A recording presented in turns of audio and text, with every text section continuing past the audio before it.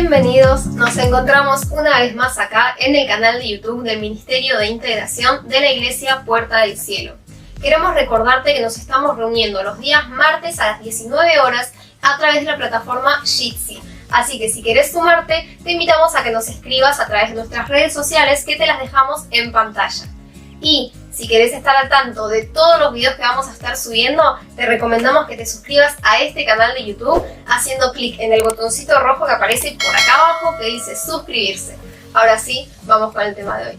Gracias. Vamos a continuar con las bienaventuranzas y como un repaso vamos a releer nuevamente las primeras de la vez pasada, o sea, Mateo 5, los versículos desde el 3 hasta el 7 inclusive. ¿Quién los podría leer? Si quieren yo leo, no tengo problema. Dale. 5 del 3 al 7. Bien, lo leo. Sí, por favor. Bienaventurados los pobres en espíritu, porque de ellos es el reino de los cielos. Bienaventurados los que lloran, porque ellos recibirán consolación. Bienaventurados los mansos, porque ellos recibirán la tierra por heredad. Bienaventurados los que tienen hambre y sed de justicia, porque ellos serán saciados. Bienaventurados los misericordiosos, porque ellos alcanzarán misericordia. Gracias. Bueno, recuerdan que el otro día estuvimos hablando un poquito sobre lo que significaba el reino de los cielos.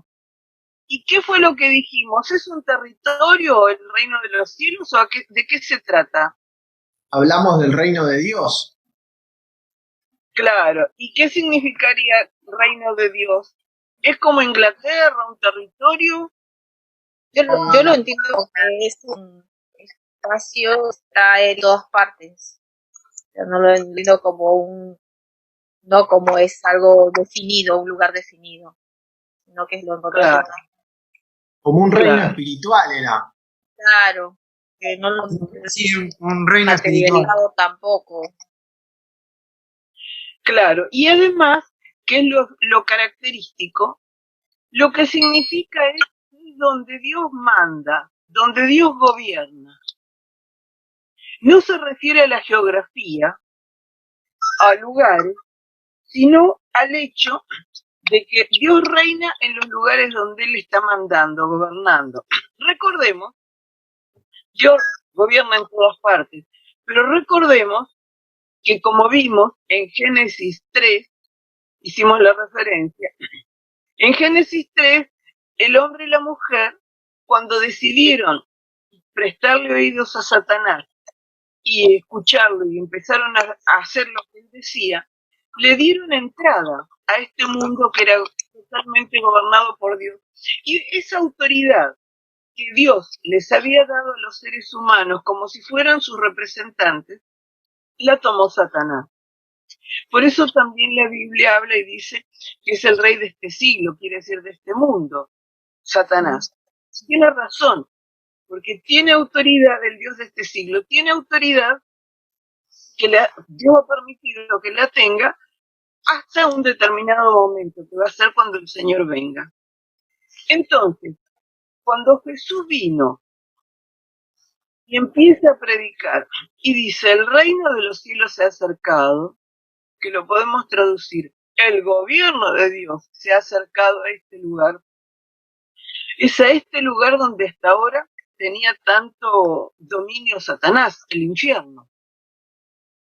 Pero el Hijo de Dios se hizo hombre, vino, pone el pie acá en esta tierra, empieza a caminar, empieza a preparar el camino para la reconquista. Recordemos eso, reino de Dios o reino de los cielos es donde gobierna Dios, donde se hace la perfecta voluntad de Dios. ¿Se acuerdan cómo dice el Padre Nuestro de la voluntad de Dios? Hágase Su voluntad. ¿Qué dice? Su voluntad. Hágase su voluntad. ¿Cómo? Repetilo, Como por en el favor. cielo. Hágase su voluntad. ¿Qué más? En la Díganlo tierra. completo. hágase tu voluntad, ¿qué Y más? no la mía, Completo. Así de tierra como en el cielo. como la tierra. Exactamente. Que en la tierra se haga su voluntad como en el cielo. ¿En el cielo se hace la voluntad de Dios? Amén. Sí, sí. Cuando Dios dice, hay que hagan esto, los ángeles se ponen a pensar y miren, no sé, a ver, dígame, ¿no le parece? ¿Hacen así los ángeles? No, No, ni cuestionan nada. Salen corriendo a hacer lo que Dios dijo, ¿no es cierto? Más vale. Bueno, el Padre Nuestro nos enseña a pedir que acá sea igual que allí. Para eso vino Jesús, pero estamos en camino, todavía falta para eso. Pero justamente cuando acá sea como allá, el reino de los cielos va a estar también aquí. Por ahora empezó. Cuando vino Jesús, cuando empezó a actuar él, fue como que él fue abriendo una brecha, ganando territorio. Después justamente nos dejaría a nosotros, sus discípulos. Entonces, esto es lo importante cuando vemos acá en las bienaventuranzas que y en general en Mateo, que él habla mucho del reino de los cielos, está hablando de esto. El gobierno de Dios empieza con Cristo. En los lugares donde el gobierno le había sido entregado a Satanás por los seres humanos, empieza a retomarlo el Señor. De eso se trata.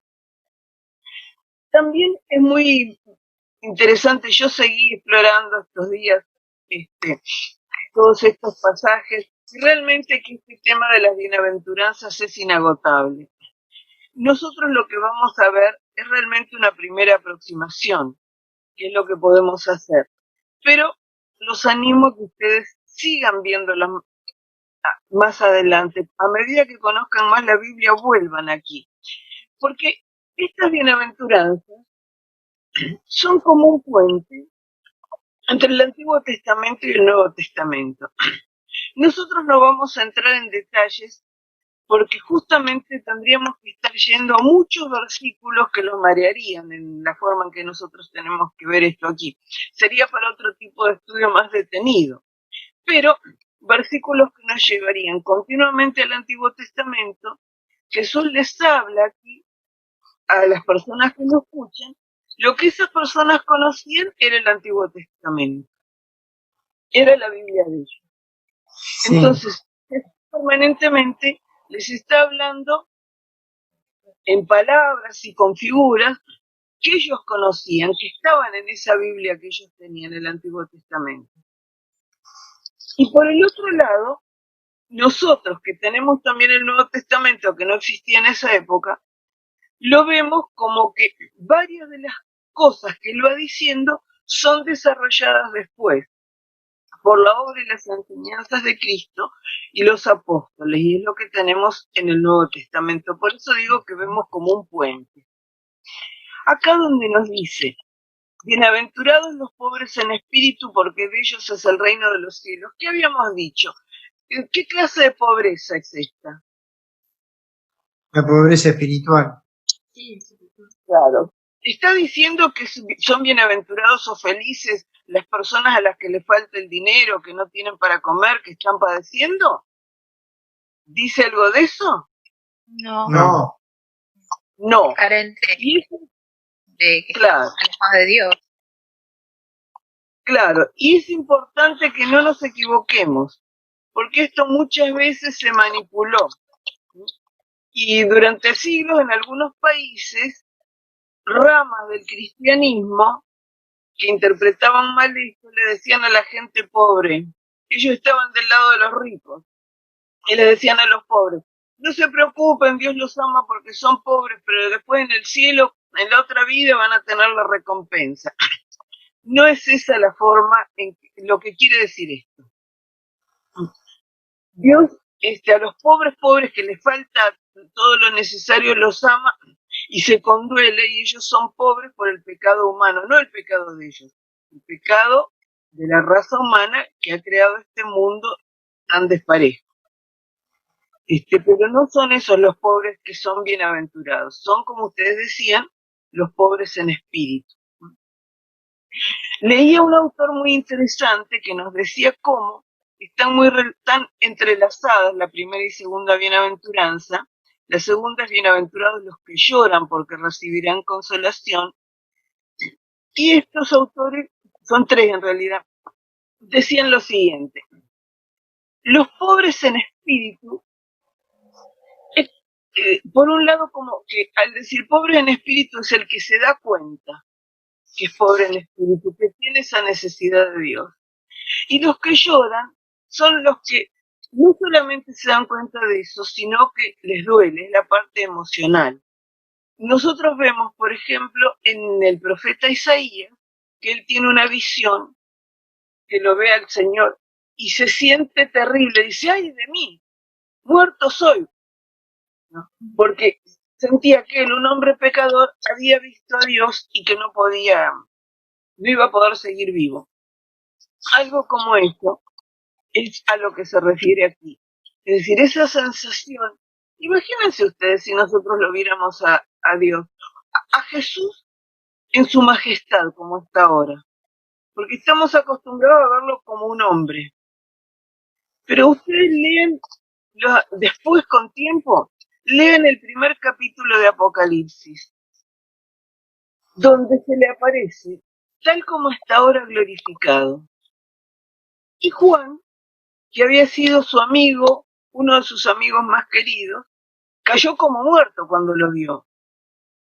Porque es tan tremendo el Señor glorificado, con toda su majestad, con su grandiosidad, que era como llamas de fuego, sus ojos, de su boca sale una espada aguda de 2 filos, que es la palabra, algo tremendo. Imaginémonos algo así, nosotros si Juan, que lo conocía en persona, se cayó como muerto, nosotros por lo menos nos desmayaríamos, me parece. Un tremendo susto, de darnos cuenta de la grandiosidad de ese ser que es nuestro Dios. Y sentiríamos lo pequeños que somos y las carencias que tenemos. Eso también tiene relación justamente con esto de ser pobres en espíritu, es darnos cuenta de lo que somos respecto a Dios, en relación con Dios. Y por eso también de lo que dependemos de Él, en todas las cosas. Que sin Él no somos nada, que sin Él nada tenemos, que Él es todos nuestros recursos.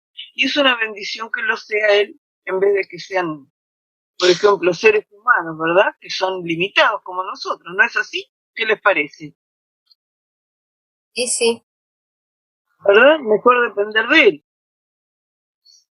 Y dice también, bienaventurados los mansos, porque recibirán la tierra por heredad. ¿Se acuerdan que habíamos hablado algo de los mansos? ¿Y quiénes eran los mansos? ¿Eran débiles? No eran los más fuertes, los que sabían que hacían la voluntad de Dios. Exacto. Y Como vimos el ejemplo, Jesucristo. claro, vimos el ejemplo de Jesús, cuando, por ejemplo, en su pasión, él podría perfectamente por ejemplo, haber pedido que Dios mandara un ejército de ángeles y lo hubiera mandado. Pero él aceptó padecer todo lo que padeció, los insultos y todo lo demás, para hacer la voluntad de Dios y rescatarnos. Luego dice, bienaventurados, dice, porque recibirán la tierra por heredad. Acá es muy interesante porque justamente está mencionando un salmo, en el Salmo 37 está esto. Bienaventurados los mansos porque ellos heredarán la tierra, dice el Salmo. Es decir, los lleva a sus oyentes al Antiguo Testamento. Y esas personas, que eran todos hebreos, que tenían esa Biblia, para ellos la tierra prometida era la imagen de lo más importante, lo más maravilloso, que significaba que ellos tenían el favor de Dios. Les daba esa imagen, por eso Jesús les habla de esa manera. En nuestro caso, sería la salvación, entrar a esa tierra prometida. Pero como decimos, cuando Jesús habla acá es un puente entre dos épocas. Él les habla con esa imagen que los que lo escuchaban entendieron enseguida. Nos está prometiendo lo más. Vamos a heredar la tierra, lo que siempre desde los tiempos de Moisés y aún desde Abraham ellos querían tenerlo. Ellos eran una tierra física, un territorio. Acá en cambio es un reino espiritual. Todo esto además, otra característica de las bienaventuranzas es que tienen una parte que se está cumpliendo en el presente, no son promesas, y otra parte que se va a cumplir en el futuro, en el tiempo futuro cuando el Señor venga. Pero la otra, una parte se está cumpliendo aquí, porque el reino de los cielos ya se acercó, todo esto ya está obrando aquí. Bienaventurados los que tienen hambre y sed de justicia. Acá, porque ellos serán saciados. Acá este hambre y sed de justicia se refiere, hay varias opiniones, pero a mí me parece más correcta la que se refiere no a, por ejemplo, solo a la justificación, sino a todo lo que es la voluntad de Dios. La voluntad de Dios para nosotros, la voluntad de Dios para nosotros. Es decir, que están esas personas que anhelan, dicen, Señor, que sea hecha tu voluntad aquí en mi vida, pero también en el mundo que me rodea. Todo lo que veo, toda esta gente perdida que si no te tiene a vos, va a morir en perdición. Toda la injusticia, todas las cosas terribles que pasan porque vos no estás. El ansiar eso, que es el Espíritu de Cristo en nosotros clamando por eso es el hambre y sed de justicia. Es decir, es algo mucho más amplio que algunas cosas particulares u otros sentidos de la justicia que también podemos encontrar en la Biblia. Y dice, ellos serán saciados. Y esto un poco lo podemos ver aquí, regocijándonos con las personas que son salvas, que entran a la vida eterna. Recordemos que la vida eterna empieza aquí, cuando nacemos de nuevo. Pero que será plenamente cumplido, seremos plenamente saciados. Eso está en Apocalipsis, es parte de lo que yo les pensaba mostrar, pero no lo tengo acá. Apocalipsis justamente dice que seremos saciados, estos, ¿no? Allá cuando el Señor haya venido. Vamos a leer ahora, por favor, si son tan amables, ¿quién podría hacerlo?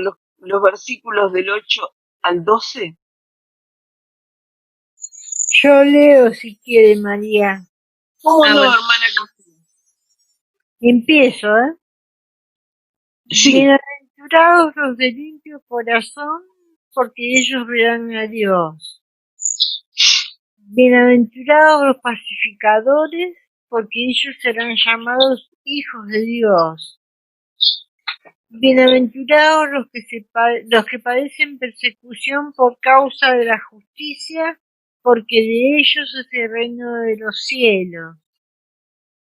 Bienaventurados sois cuando por mi causa os vituperen y os persigan y digan toda clase de mal contra vosotros mintiendo.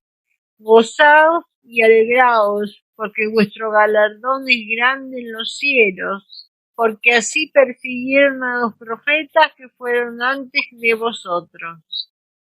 Amén. Amén, efectivamente. Amén. A ver, estoy buscando acá un versículo, discúlpenme.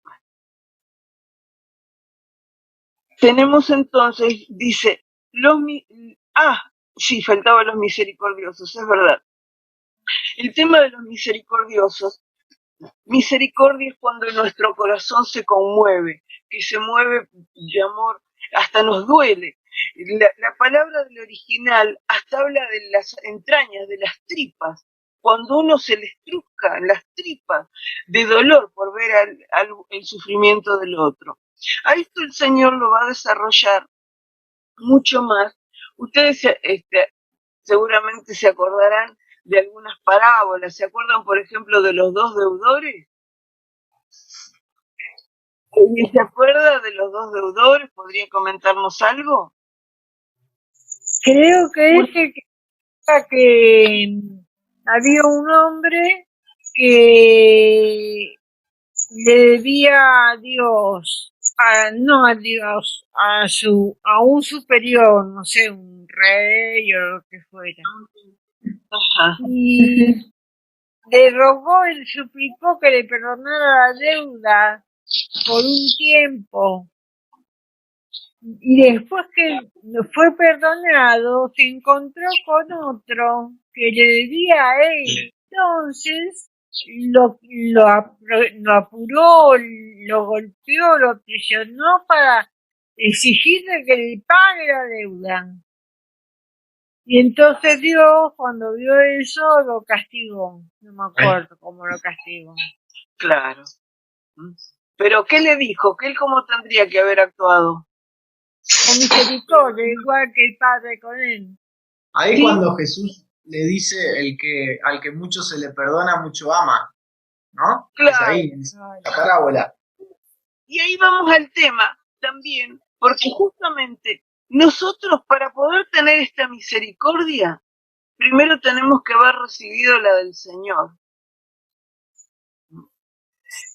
Y al darnos cuenta de la misericordia que tuvo por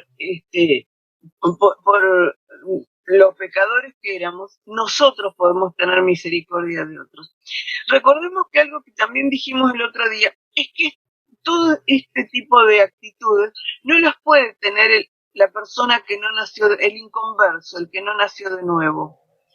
Porque son actitudes y es una luz espiritual que solamente puede tener un hijo de Dios. Lo que ocurre es que recordemos, como hijos de Dios nacemos y somos niños, bebés, y tenemos que ir creciendo. Entonces, a medida que crecemos, esa luz se amplía y nosotros maduramos. Pero entonces, en el momento en que somos conscientes de que hemos sido perdonados de tal manera por Cristo, podemos tener esa misericordia. Porque si es solamente de nosotros, se agota.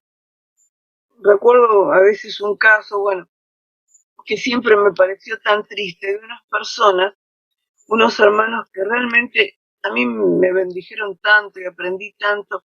Ellos se ocupaban mucho, sobre todo del reparto de mercadería a las personas con necesidades. Y era tan hermoso como lo hacían, pero en un momento dado,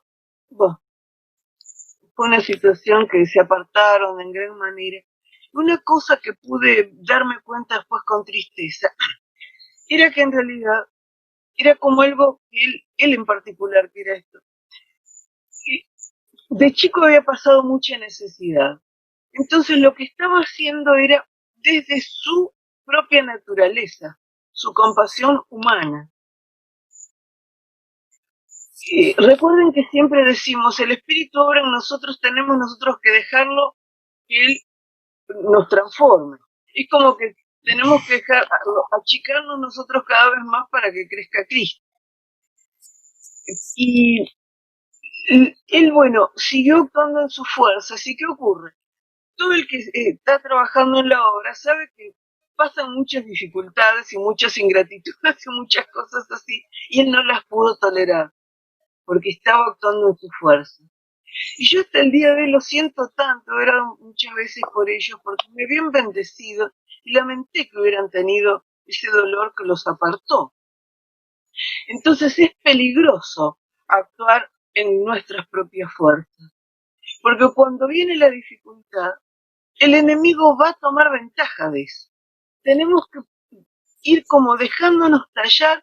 El otro día pensaba también esto de la obra del Espíritu Santo. Ustedes habrán visto quizá esas personas que agarran un pedacito de madera, una ramita y con un cortaplumas van tallando y hacen unas tallas a veces de lo más bonitas. ¿Vieron a alguien así hacer esas cosas? Es algo así. Nosotros somos primero ese pedazo de tronco y el Espíritu Santo nos va tallando, sacando, y va haciendo de nosotros lo que Él puso, que es la figura de Cristo. Él viene a vivir en nosotros para hacernos cada vez más parecidos a Cristo, para que Él sea el primogénito, el hermano mayor entre muchos hermanos, como dice la palabra. Pero es una obra que tiene que hacer el Espíritu. Y nosotros tenemos que estar siempre con la actitud de Juan el Bautista. Es necesario que yo mengüe para que Él crezca. Que cada día yo pueda ser un poco más chiquita para que Cristo sea más grande.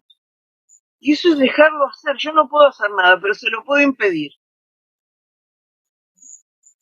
Esa es la gran diferencia. Entonces acá estos misericordiosos es como algo que es una rueda que se realimenta. Recibimos la misericordia de Dios, que nos permite ser misericordiosos. Entonces recibimos mayor misericordia. Y la mayor de todas, por supuesto, la vamos a recibir cuando estemos allá en el cielo. Recordamos, acá no tengo el versículo exacto, pero en Mateo 25, el Señor dice, cuando está con lo de las ovejas y los cabritos, que a los que eran las ovejas, los que habían sido misericordiosos con un montón de necesidades, les va a decir, entren ustedes a este reino preparado para ustedes, que fue preparado para ustedes desde siempre. Eso es muy especialmente para los misericordiosos. Dice luego, los de limpio corazón, porque ellos verán a Dios. Los de limpio corazón. ¿Quiénes serían los de limpio corazón? ¿Cómo nos suena a nosotros, a cualquiera de nosotros? Sinceros, ¿Cómo? sinceros, Claro, ¿y qué más? Justos, Claro. ¿Y algo más? Que obedecen a Dios, puede ser. Ajá. Como Y puede ser inocente, puede ser, o sea, como persona, no. también, claro, todo es una cantidad de matices. Él un poco, recordemos que, ¿quién es en la época en que él hablaba? Para situarnos, ¿no? Es todo lo que ustedes han estado diciendo. Y para situarnos, ¿se acuerdan quiénes eran esos que siempre andaban alrededor de Jesús haciéndolo, queriéndolo hacer pisar el palito? los fariseos. fariseo. ¿Y se acuerdan que la característica de los fariseos era mostrarse muy santos? Era la apariencia de santidad. Hacían actos como que eran muy santos, aunque vemos que no lo eran por su conducta. No solamente, voy a hacer un comentario actual, no solamente los fariseos, nosotros también en nuestro tiempo, ¿no es cierto? Yo me acuerdo hace unos años que por lo menos en muchas iglesias, a ver qué largo tiene de pollera, a ver las mangas hasta dónde le llegan, y eso era la santidad. Y uno a lo mejor tenía un corazón lleno de rencor, cosas así, y a nadie se fijaba en eso, pero se fijaba en cómo estaba la ropa. Entonces, quiero decir que no solamente en la época de los fariseos pasaba esto, pero Jesús les hablaba porque los que lo escuchaban tenían presente esto. Ellos conocían a los fariseos y veían cómo actuaban. Y Jesús les está haciendo, al decirles esto, la comparación. No son los que por afuera se presentan como muy santos, sino los que tienen el corazón limpio. Él después va a desarrollar esto. ¿Se acuerdan del adulterio, por ejemplo? ¿Qué dijo del ojo relacionado con el adulterio Jesús? ¿Se acuerdan alguno? De los ojos. Que si tu ojo era malo, te convenía entrar al cielo con un ojo menos que perderte. Claro, y relacionado con el adulterio, ¿qué era? El codiciar, el desear ya era adulterio, que no necesitaba consumar el acto. Claro, exactamente. ¿No? Porque ellos veían solo lo exterior. Es como si nosotros hoy dijéramos, No es cuestión simplemente de ir y consumar el acto. Si vos te dedicas a ver pornografía, estás siendo fornicando y siendo adúltero. Estás mirando, alguien dirá, no, yo solamente me dedico a mirar esas películas. Sí, bueno, eso es lo que dice Jesús. Lo estás haciendo en tu corazón. No es necesario que vayas a consumar el acto con otra persona. ¿No? Acá está Jesús va a desarrollar eso después, pero ya acá está dándoles ese panorama, mostrándoles cómo es la diferencia entre lo que los otros, como los fariseos decían, y lo que dice Dios, que era lo que él venía a enseñarnos. ¿No? Ya estarían pecando con el pensamiento nomás. Claro, porque el pensamiento tiene intención también. Sí, la intención está ahí. ¿Verdad? Claro. Bueno, Claro. yo acá no tengo, en todo caso después les mando algunos versículos. Miren, ¿saben qué? Voy a hacer como un apuntecito chiquito y se los mando en estos días, Bueno, como recordatorio, por lo que no se los puedo mostrar ahora. Pero en las epístolas de Juan, justamente, tenía algunos versículos en los que se hablaba de esto, de los limpios, ¿no? Los que tienen el corazón limpio, los que se arrepienten de su pecado, ellos ven a Dios. Y que si han visto a Dios, no pecar. Es decir, verlo significa no que lo hayamos visto en persona, porque sabemos que eso no se puede, pero que hayamos entendido quién es, que hayamos comprendido quién es y lo que quiere Dios de nosotros. Si hemos visto a Jesucristo, entendido lo que Él nos enseña, no vamos a pecar a conciencia. Es lo que dice, bueno, en realidad las 3 epístolas de Juan hablan de esos temas, pero había 2 versículos en los cuales se hablaba de esto, de verlo. Se los voy a mandar entonces. Después vemos, dice, bienaventurados los pacificadores porque serán llamados hijos de Dios. Y acá ya esta parte, esto de los pacificadores, si bien un poco lo habían pensado en el Antiguo Testamento, pero ya acá estamos de lleno en el Nuevo Testamento. Porque se llama, ¿alguien podría leer por favor Romanos 5.1? Ya acá estamos en el territorio del Nuevo Testamento.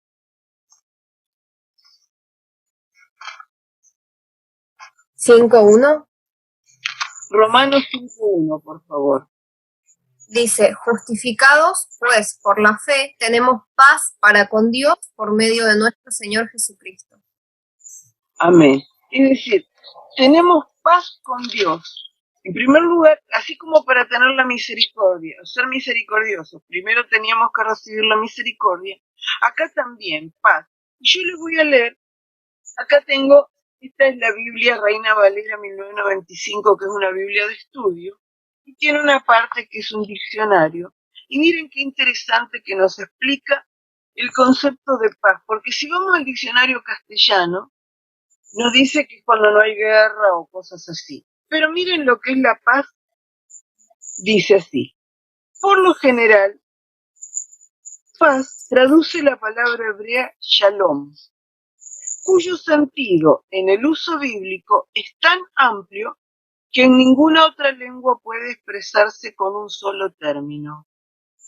Originalmente, shalom quiere decir estar completo, estar sano, estar bien en todo sentido, ser próspero y feliz. Lo voy a repetir. Shalom, o sea, paz, esta paz que tenemos, que nos da Dios, quiere decir estar completo, estar sano, estar bien en todo sentido, ser próspero y feliz. Shalom es el completo bienestar, que por supuesto equivale a paz en su más profundo sentido. Paz con Dios y en consecuencia con uno mismo y con los semejantes. Tengo paz con Dios, me reconcilio conmigo, que vieron que tantas veces nos cuesta tanto, y con los demás. puedo tener esa buena relación con los demás. Aún hoy los judíos se saludan con la palabra shalom. El término griego por el que se traduce shalom en el Nuevo Testamento tiene el mismo significado de este, que es gracia. Es decir, gracia tiene varios significados, pero cuando en las epístolas, por ejemplo, Pablo saluda y dice gracia y paz a vosotros, como saludo, les está diciendo la misma palabra en los dos idiomas, porque había judíos y otros que hablaban griego. La gracia tiene también otros sentidos, pero uno es este. Jesús y sus discípulos, como en general los judíos de su época, hablaban arameo, lengua emparentada con el hebreo. La paz de que se habla en el Nuevo Testamento significa muchísimo más que la mera ausencia de contiendas, guerras y conflictos entre las gentes. Tiene un profundo sentido religioso. Depende del estado de las relaciones del ser humano con Dios. En Pablo, sobre todo, es un elemento esencial del reinado de Cristo.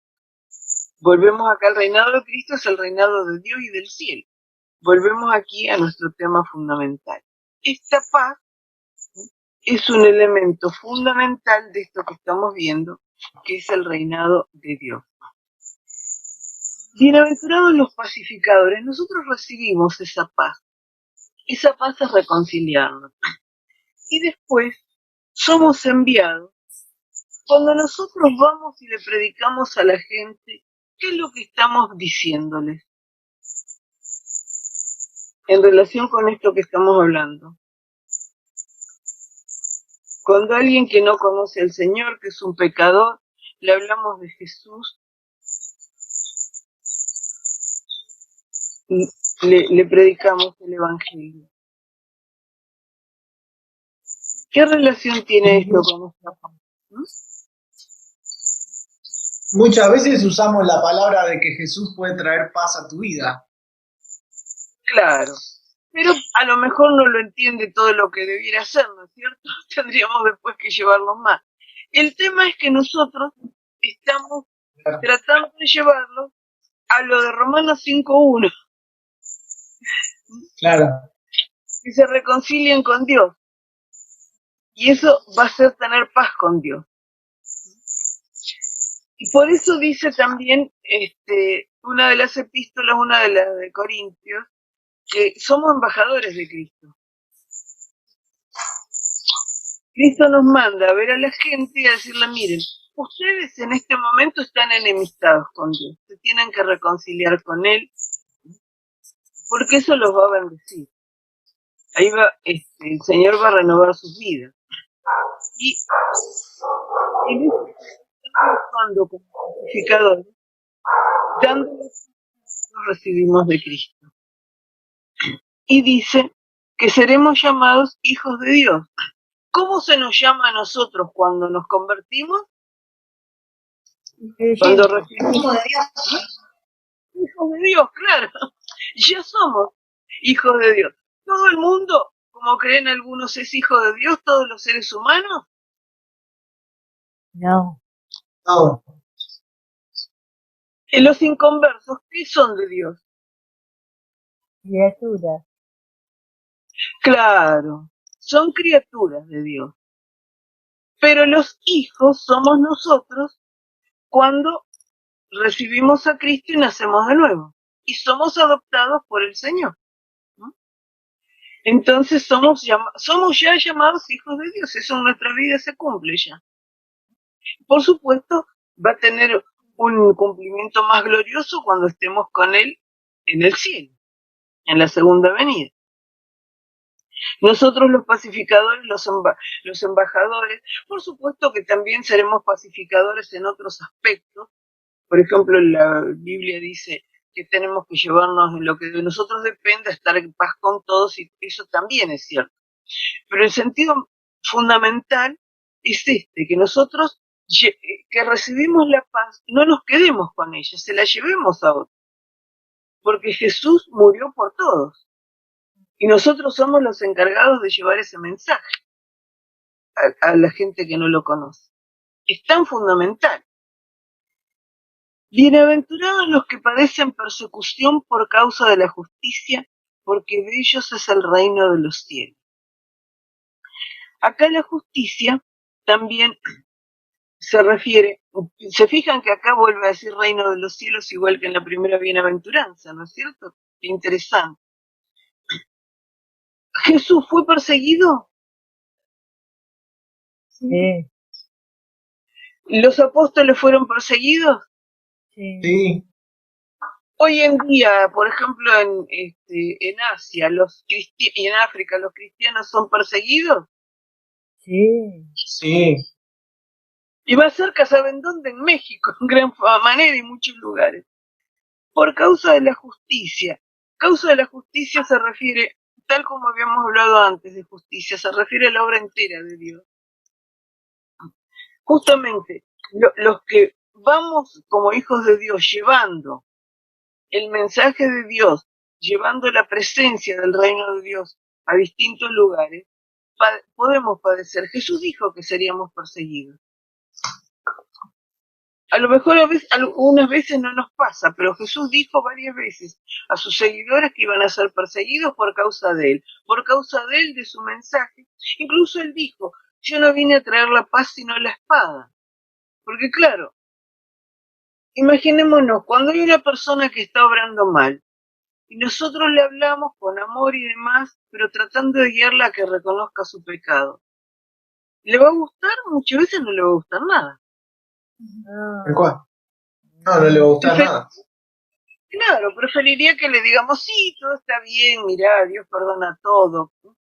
Y la gente del mundo entendería que ahí somos pacíficos. Pero estaríamos dejando que esa persona se pierda. Nosotros vamos a ir como representantes de Cristo, llevando su causa, tratando de que se aplique, estén haciendo lo que haya que hacer y nos toque para extender el reino, y vamos a padecer muchas veces persecución. Porque la justicia es eso, la obra de Dios, la voluntad de Dios. No es acá que nos persigan los jueces. En castellano queda un poquito, ¿alguien tendrá, por ejemplo, la Nueva Traducción Viviente para leer esto? El NBI. ¿Qué versículo? A ver la NBI como dice. Si alguien tiene Nueva Traducción, después también la leemos. La NBI dice, dichosos los perseguidos por causa de la justicia, porque el reino de los cielos les pertenece. Claro. La Nueva Traducción Viviente creo que puede explicar un poquito más. Es Mateo 5:10, ¿no? Mateo 5:10. La NTV dice, Dios bendice a los que son perseguidos por hacer lo correcto, porque el reino del cielo les pertenece. Claro. Al hacer lo correcto según Dios. Y algunas veces hay persecución, y en este tiempo, por varios temas, nosotros estamos teniendo dificultades y en algunos lugares hay persecución. De distintos tipos. Puede ser más o menos, por ejemplo, el defender una serie de cosas como el tema del aborto, lo de algunas partes de la educación sexual integral y demás nos llaman antiderechos y cosas así. Nosotros lo que estamos defendiendo es que se haga lo correcto según lo que Dios indica. Lo que pasa es que vivimos en un mundo que dice, y bueno, todas las opiniones son buenas. Yo diría que todas las personas son respetables, pero las opiniones serán respetables cuando corresponda. Pero tenemos grandes dificultades. Nuestro tiempo en realidad es bastante parecido al de la época de Pablo, sobre todo. Bueno, pero entendemos el concepto de justicia aquí, hacer lo correcto. Sí. De ellos es el reino de los cielos. Es decir, ya lo recibimos, está en nosotros, porque justamente estamos queriendo hacer lo correcto porque Dios gobierna nuestras vidas. María del Carmen, te hago habla Cecilia, ¿qué tal? Te quería hacer hola. ¿Esto puede estar vinculado con Mateo 25? Cuando Jesús enuncia esto de, entonces, cuando tuve hambre me diste de comer, cuando tuve sed, cuando me persiguieron, cuando estuve preso, ¿hace alusión a esto? Mira, ¿La justicia en ese sentido? también va a ser eso. Esa más directamente se relaciona con el versículo 7 de los misericordiosos, pero también se relaciona con también se relaciona con esto porque estás hablando de los que procedieron como Jesús. Claro, los perseguidos. Así, claro. También, también tiene relación. Sí, gracias. Gracias, Ceci. Gracias. Entonces, ahora, acá fijémonos en el tema de la persecución. El acento lo pone el 10, como los dos que siguen, ponen el acento en la persecución porque Jesús ya adelantaba en todo momento que eso iba a suceder. Le sucedió a él, le sucedió a los apóstoles, le sucedió a los cristianos a lo largo de toda la historia. De acuerdo a datos que tienen las organizaciones cristianas que se ocupan de averiguar esto, el siglo XX fue el siglo que más mártires cristianos tuvo en toda la historia. Y el XXI va muy mal también. Porque hay cosas de las que nosotros no nos enteramos. Pero es tremendo lo que les está pasando en este momento, hermanos nuestros, en lugares de África, en la India, en Afganistán y en otros lugares de Asia, en Irak donde inclusive había cristianos desde la época desde el siglo I. Y en este momento queda apenas una pequeña minoría. Hay un libro, miren, les voy a mandar, cuando les mande esto les voy a mandar también el dato de ese libro, de una periodista española secular que escribió justamente sobre eso, de las persecuciones de los cristianos en Asia, sobre todo en la zona de Irak, Irán, y que nadie habla de eso. Y nosotros como que no nos enteramos. Vuelvo acá a las bienaventuranzas. ¿Podemos leer, por favor, los versículos 11 y 12? Yo lo leo. Bienaventurados sois cuando por mi causa os vituperen y os persigan y digan toda clase de mal contra vosotros mintiendo. Gozaos y alegraos porque vuestro galardón es grande en los cielos, porque así persiguieron a los profetas que fueron antes de vosotros. Amén. Fijémonos cómo en esto último vuelve a relacionarlos con el Antiguo Testamento porque los que lo oían en ese momento lo conocían bien. La mayor parte de los profetas sufrieron, muertes terribles. O muertes, o estuvieron presos, o les hicieron la vida imposible justamente porque ellos le hablaban al pueblo, le decían, ustedes se están comportando de esta manera, pero lo que Dios dice es que tiene que ser de esta otra. Y no los podían tolerar. Entonces, Jesús predica en el mismo sentido. Dice lo que Dios dice que tenemos que hacer. Y dice que nos van a insultar, a perseguir, a decir toda clase de mal contra nosotros. Lo importante es que sea mintiendo. Pedro habla algo parecido aquí, les voy a mandar el versículo. Dice, bienaventurados seréis, porque bienaventurados ante los ojos de Dios. Acá podemos pasarla muy mal, pero ante los ojos de Dios sí lo somos, porque estamos haciendo lo que Él dice, estamos en lo correcto, estamos actuando como se debe. Vamos a tener una gran corona, un gran galardón en los cielos, porque justamente, así como pasó antes con los profetas, como Jesús no lo dice ahí porque él recién empezaba su ministerio, pero como le pasó a él mismo, por testificar lo que Dios quiere que se haga, vamos a recibir distintos tipos de persecuciones y distintos tipos de dificultades.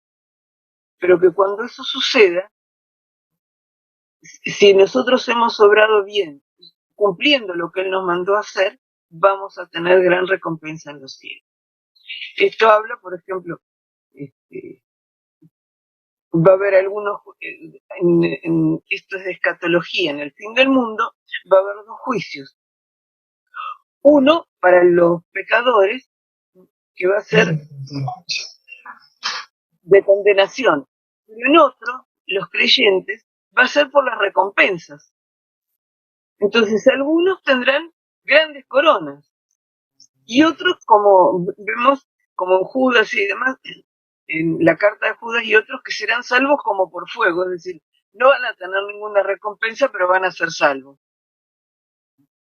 Pero acá nos dice que los que cumplan con esto, es decir, los que hagan presente, contribuyan, hagamos la tarea de llevar el gobierno de Dios a los lugares donde Él nos mande, y si nos persiguen vamos a tener galardón. Esta es la primera aproximación entonces que podemos dar sobre las bienaventuranzas, y que el Señor nos ayude a comprender y profundizar.